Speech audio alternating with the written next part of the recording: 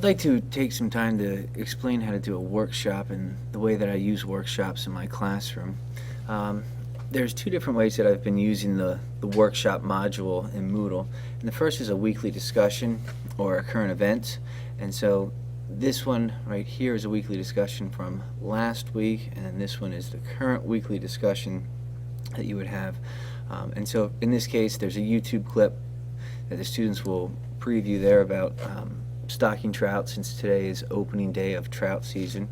And what they have here is they'll go in and there's a submissions phase. And when you change phases over to the submission phase, what it does is it gives the students instructions for their submission. And in this case, since it is me in the role of a student, it says I have not yet submitted my work. But then it will go to the assessment phase, and in the assessment phase is where I had the students answer questions, and these are the answers to the questions. And what happens is that the students are assigned other students to assess their work.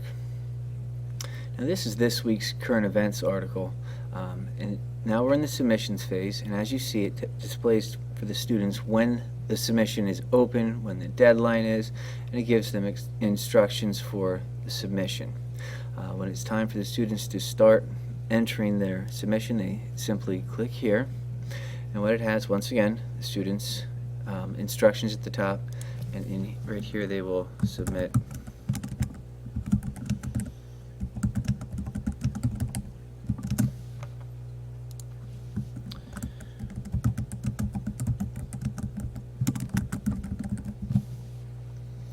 And when they're done with it, they can upload. You can set how many files they would like to upload, and when they're all finished, then they will save their changes here. And notice it shows that the student has a submission. If they feel the need to go back in to resubmit their work, they can clearly click Edit Submission here, and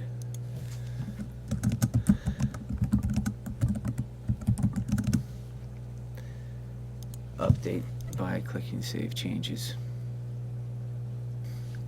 So every week for our current events, I post a workshop on a Friday, and the students will have the submission window open from Friday until Tuesday at midnight.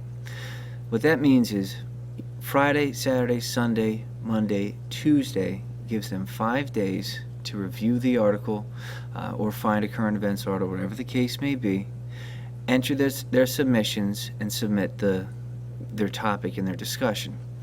At the end of the submissions phase, which closes on Tuesdays at midnight, Moodle automatically switches into the assessment phase. So now it's Wednesday morning. The submission phase has closed, and the students are now in the assessment phase. What Moodle does is it randomly assigns my students 3 other students that they're expected to assess. I provided the students with a rubric that I have worked on and developed and basically stole from the internet because I didn't want to reinvent the wheel, to be honest with you. And what it has is it has the 5 different topics or areas that will be evaluated. The students have a copy of this so they know how they'll be graded, but then what I've done is I've taken this rubric that they all have a hard copy of, and I have put it into the assessment form. And so what the students will do is they go through and they will manually click the boxes referring to each of the 5 criteria that I have established. And then from there, this will generate a score for the student that they're assessing. Now where this gets interesting is that if everyone says that person, student A, scored perfect on it, perfect, and then the other one says, you know what, student says, I really do not like student A at all, 0, 0, 0, 0, 0, because that one student's evaluation is so far off of the median score, they will be penalized off of their grade. And so what that means is that this week students get 15 points to submit their summary. They get an additional 5 points for evaluating 3 people's work and being accurate on that. And so there's a possible 20 points if the student does an excellent job submitting the work but a terrible job evaluating. They would get a 15 out of 20 points.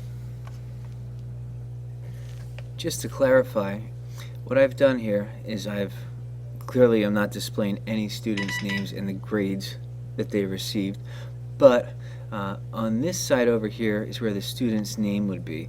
And so for this particular student, they submitted their work and were evaluated by these students, and this student scored a perfect on their submission.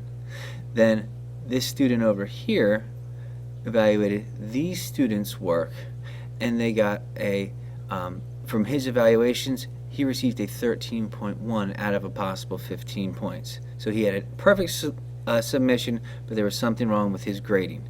This student had out of 35, not a bad submission, but did perfect on the grading, perfect on the grading, perfect on the grading. Some variation, a little less variation. And so what this does is this requires students to be accurate with their grading. This particular activity was a documentary review where it was 50 points total, 35 in this column, 15 in this column. The article review example that I shared with you is it's only 15 points in this column and 5 in this column.